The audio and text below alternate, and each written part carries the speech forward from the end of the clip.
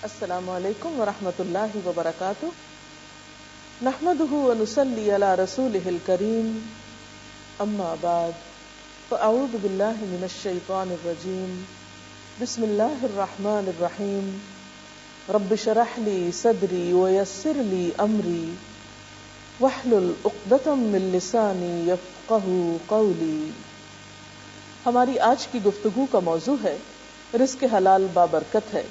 اللہ تعالیٰ نے انسان کی تخلیق کی اور انسان کی تخلیق سے پہلے اس زمین و آسمان کی تخلیق کی گئی، اور اس زمین و آسمان میں انسان کے رزق کے خزانے رکھ دیے گئے۔ پھر انسان کو عقل اور شعور دے کر بھیجا گیا، اس کو سمجھ بوجھ عطا کی گئی، اسے کام کرنے کی طاقت، ہمت، صلاحیت عطا کی گئی، اور اس سے چاہا یہ گیا کہ وہ اپنی ان صلاحیتوں کو استعمال کرتے ہوئے اس زمین پر اپنی ضروریات کا سامان فراہم کرے۔ چونکہ انسان تنہا اس زمین پر نہیں رہ سکتا، کوئی بھی معاشرہ کسی تنہا انسان پر مبنی نہیں ہوتا، اس میں بہت سے لوگ مل جل کر رہتے ہیں۔ اسی لیے اللہ سبحانہ و تعالی نے پیغمبروں کو بھی بھیجا اور انسان کو زندگی گزارنے کے طریقے سکھائے۔ ان طریقوں میں اہم ترین چیز ایک تو اللہ تعالیٰ کی عبادت تھی، اور دوسری طرف بندوں کے حقوق تھے۔ انسان کی اپنی ذات کا حق بھی رکھا گیا، اور اس کے ساتھ ساتھ دوسرے بندوں کے حقوق بھی اسے سکھائے گئے۔ ان حقوق کی ادائیگی جب تک انسان درست طریقے پر نہیں کرتا، انسان اس دنیا میں بھی پرسکون زندگی بسر نہیں کر سکتا اور اپنی آخرت کو بھی نقصان پہنچا سکتا ہے۔ انہی چیزوں میں سے ایک چیز رزق ہے، مال کا کمانا ہے۔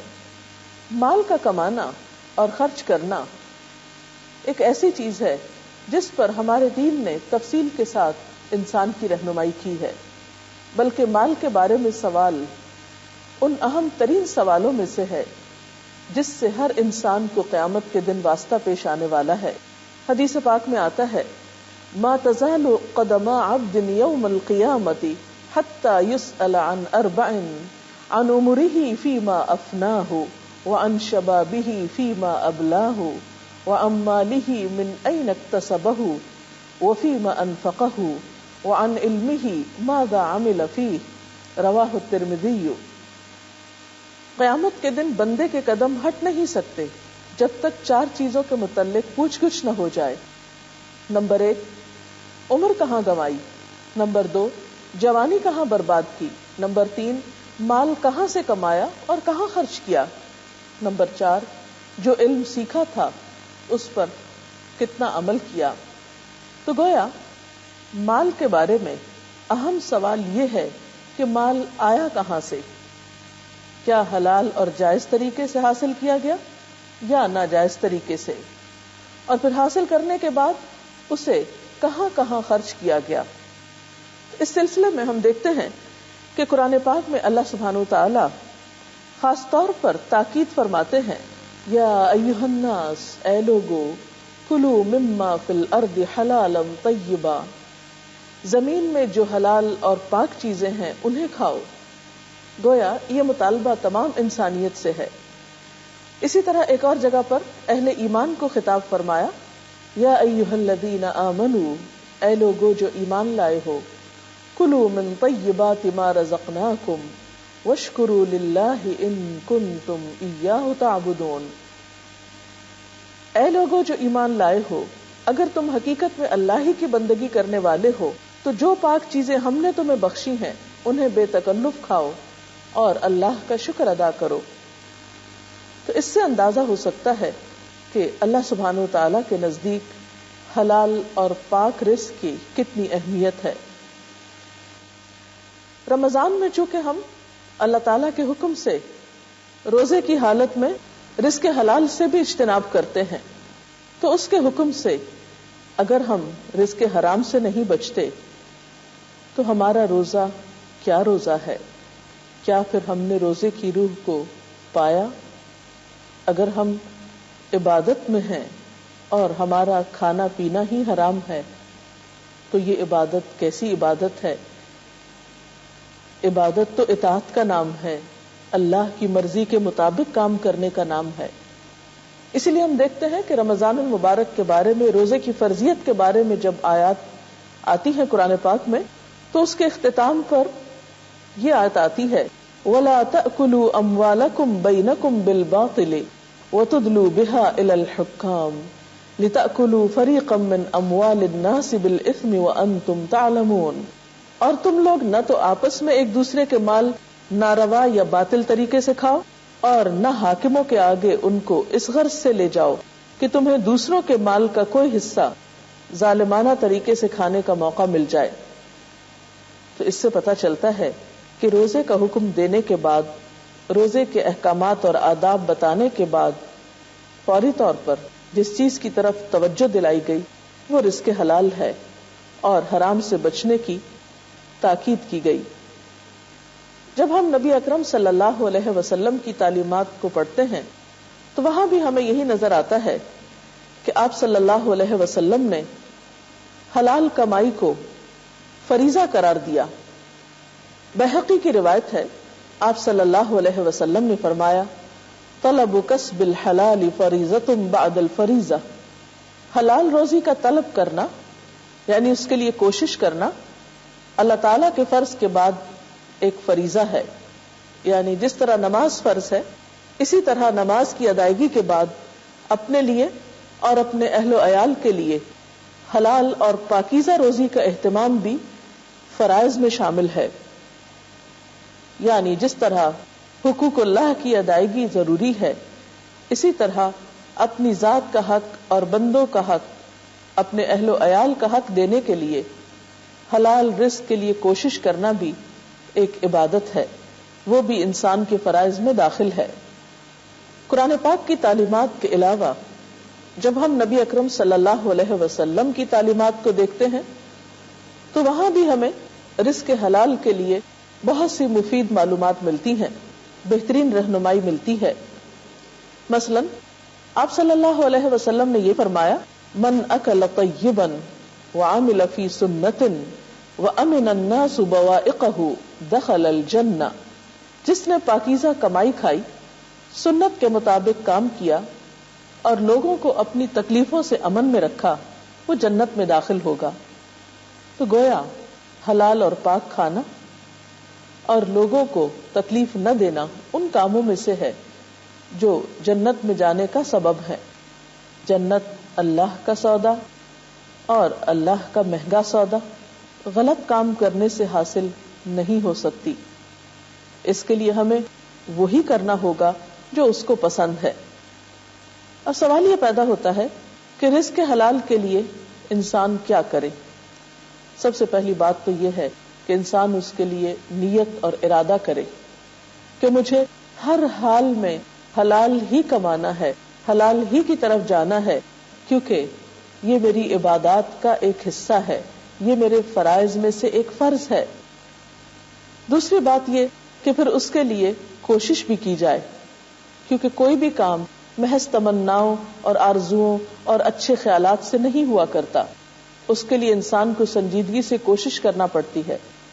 پھر اسی طرح اگر رزق حلال کے آنے میں کچھ تاخیر ہو جائے تو بھی انسان کو صبر اور قناعت سے کام لینا چاہیے، اور اس بات کا یقین رکھنا چاہیے کہ اللہ تعالیٰ جس انسان کو بھی پیدا کرتے ہیں پھر اس کے لیے روزی کا بندوبست کرنے والے بھی وہی ہیں. سورۃ ہود میں اللہ تعالیٰ فرماتے ہیں وَمَا مِن دَابَّةٍ فِي الْأَرْضِ إِلَّا عَلَى اللَّهِ رِزْقُهَا. زمین میں چلنے پھرنے والے ہر جاندار کی روزی اللہ ہی کے ذمے ہے. اس لیے یہ نہیں ہو سکتا کہ آپ کے لیے ہر دروازہ بند ہو. اگر ایک بند ہے، دوسرا بند ہے تو تیسرا ضرور کھلا ملے گا، لیکن کوشش شرط ہے. انسان اگر کوشش کرتا ہے اور جلد بازی میں حرام کی طرف لپک جاتا ہے تو یہ اس کے لیے سخت نقصان دہ ہے. اللہ تعالیٰ جس کی صفت الرزاق ہے، قرآن پاک میں بھی فرمایا ان اللہ هو الرزاق ذو القوة المتین. بے شک اللہ تعالیٰ ہی سب کو روزی دینے والا اور مضبوط طاقت والا ہے. اس لیے اس طاقت والی ہستی پر بھروسہ کرنا اور اعتماد کرنا نہایت ضروری ہے، اور اس معاملے میں بے صبرا پن اور تھوڑ دلی انسان کو کچھ فائدہ نہیں دیتی. انسان کوشش کرتا رہے اور آگے بڑھتا رہے اور اللہ تعالیٰ سے دعا کرتا رہے تو اللہ تعالیٰ اس کے لیے ضرور وسعت پیدا فرما دیں گے. نبی صلی اللہ علیہ وسلم نے فرمایا اگر تم اللہ پر اس طرح اعتماد کر لو جیسا کہ اعتماد کرنے کا حق ہے، ایسا توکل کرو جیسے توکل کیا جاتا ہے، تو وہ تمہیں اس طرح رزق دے گا جیسا کہ پرندوں کو دیتا ہے کہ صبح کے وقت وہ خالی پیٹ گھر سے نکلتے ہیں اور شام کو پیٹ بھرے واپس آتے ہیں. انسان اپنی صلاحیت کے مطابق، اپنے حالات کے مطابق، وسائل کے مطابق مختلف چیزوں میں کوشش کر سکتا ہے. اسلام کے نزدیک مال کمانے کا بہترین ذریعہ تجارت ہے. اس کے علاوہ زراعت، صنعت و حرفت، اپنے ہاتھ سے کام کرنا. اللہ کے نبی داؤد علیہ السلام جو کہ ایک بادشاہ بھی تھے، نبی بھی تھے، لیکن اس کے باوجود اپنے ہاتھ سے کام کرنے کو پسند کرتے تھے. وہ اپنے ہاتھ سے کام کیا کرتے تھے. اس لیے کام خواہ چھوٹا ہو یا بڑا ہو، یہ ہماری اپنی پیدا کردہ تقسیم ہے. جو شخص بھی اپنے ہاتھ کی کمائی سے کھاتا ہے وہ بہترین رزق کھاتا ہے. پھر اسی طرح اگر انسان حلال کو چھوڑ کر حرام کی طرف جاتا ہے تو اس کے نقصانات بھی ہیں. سب سے پہلا نقصان تو یہ کہ انسان کی عبادت قبول نہیں ہوتی. آپ صلی اللہ علیہ وسلم نے فرمایا جس نے 10 درہم کا کپڑا خریدا اور اس میں 1 درہم حرام کا تھا، جب تک وہ کپڑا اس کے بدن پر رہے گا اس کی نماز قبول نہ ہوگی. تو اس سے آپ اندازہ لگا سکتے ہیں کہ رزق حرام کس قدر مضر اور نقصان دہ ہے. انسان کی دعا کی قبولیت کے راستے میں رزق حرام رکاوٹ ہے. حضرت سعد بن ابی وقاص نبی صلی اللہ علیہ وسلم سے درخواست کرتے ہیں کہ آپ اللہ تعالیٰ سے میرے لیے دعا فرمائیں کہ وہ مجھے مستجاب الدعوات بنا دے، یعنی میری دعائیں قبول ہوا کریں. آپ نے فرمایا اے سعد، حلال کی کمائی کھاؤ، تم مستجاب الدعوات ہو جاؤ گے، یعنی تمہاری دعائیں قبول ہوا کریں گی. خدا کی قسم جب بندہ حرام کا لقمہ پیٹ میں ڈالتا ہے تو 40 روز تک اس کا عمل قبول نہیں کیا جاتا. اور جس بندے کا گوشت حرام مال سے پلا ہو تو جہنم کی آگ اس کے بہت لائق ہے، یعنی پھر وہ ردی وہیں پھینکے جانے کے قابل ہے. پھر اسی طرح حرام میں سے صدقہ قبول نہیں ہوتا. آپ صلی اللہ علیہ وسلم نے فرمایا بغیر پاکیزگی کے نماز قبول نہیں ہوتی اور حرام مال سے صدقہ بھی قبول نہیں ہوتا. اسی طرح آپ صلی اللہ علیہ وسلم نے فرمایا وہ جسم جنت میں داخل نہ ہوگا جس کی پرورش حرام مال سے ہوئی ہو. حرام میں کیا کیا چیزیں شامل ہیں؟ حرام میں بہت سی چیزیں شامل ہیں، لیکن اگر کوئی بھی کام انسان کرتا ہے اور اس کا حق ادا نہیں کرتا، مثلا کہیں پر کوئی جاب کرتا ہے، سروس کرتا ہے، اپنے اوقات پورے نہیں کرتا، دل لگا کے کام نہیں کرتا، اپنی ذمہ داری کو نہیں نبھاتا، تو یہ تمام طرح کی خیانتیں اس کمائی کو مشکوک بنا دیتی ہیں. کسی کے بھی سپرد جو بھی ڈیوٹی ہو، جو کسی چیز کا معاوضہ لے رہا ہو، اس کے بدلے میں اسے اس کا حق ادا کرنا ضروری ہے. پھر اسی طرح کچھ اور ذرائع آمدنی ناپسندیدہ ہیں اور حرام میں شامل ہیں، مثلا رشوت کا لین دین، سود کا لین دین، چوری سے حاصل کردہ مال، غصب، ڈاکہ، جھوٹی گواہی دے کر مال حاصل کرنا، خیانت کرنا یعنی کسی کی امانت میں سے کچھ نکال لینا، ناپ تول میں کمی کرنا، مال یتیم میں حق تلفی یعنی یتیم کمزور بچوں کا مال دبا جانا، ان کی زمینوں پر ناجائز قبضہ کر لینا. اسی طرح اتفاقیہ آمدنی والے تمام ذرائع مثلا جوا وغیرہ. پھر اسی طرح شراب کی تیاری، خرید و فروخت، نقل و حمل. اسی طرح زنا کی آمدنی، قسمتیں بتانے والے کا کاروبار، یہ تمام حرام کی قسموں میں شامل ہے.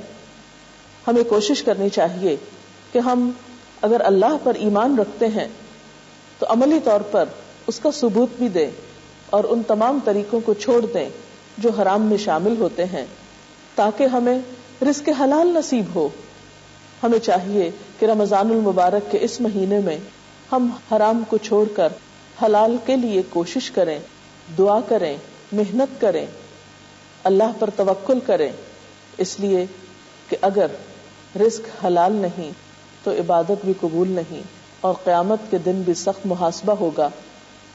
اس وقت تک انسان آگے نہ جا سکے گا جب تک اپنے مال کے بارے میں حساب نہ دے، کہاں سے لیا، کہاں سے حاصل کیا اور کہاں لگایا. اللہ تعالیٰ سے دعا ہے کہ وہ ہم سب کو رزق حلال ہی نصیب کرے اور حرام کو چھوڑنے کی توفیق دے. اللہ کے رسول صلی اللہ علیہ وسلم نے اس سلسلے میں ایک بہترین دعا سکھائی ہے. اللہم اکفنا بحلالک عن حرامک واغننا بفضلک عمن سواک. اس کا ترجمہ ہے اے اللہ میری کفایت کر اپنے حلال کے ساتھ، یعنی تو مجھے کافی ہو جا حلال کے ساتھ، اپنے حرام سے بچا کر، اور مجھ کو اپنے فضل سے اپنے سوا ہر کسی سے بے پرواہ کر دے. یعنی میرا بھروسہ ہو تو تیری ہی ذات پر، میں رجوع کروں تو تیری ہی طرف، میری امیدیں ہوں تو تجھی سے، اور تو ہی میرے لیے تمام تر انتظامات فرما. اجازت چاہتے ہیں. السلام علیکم ورحمۃ اللہ وبرکاتہ.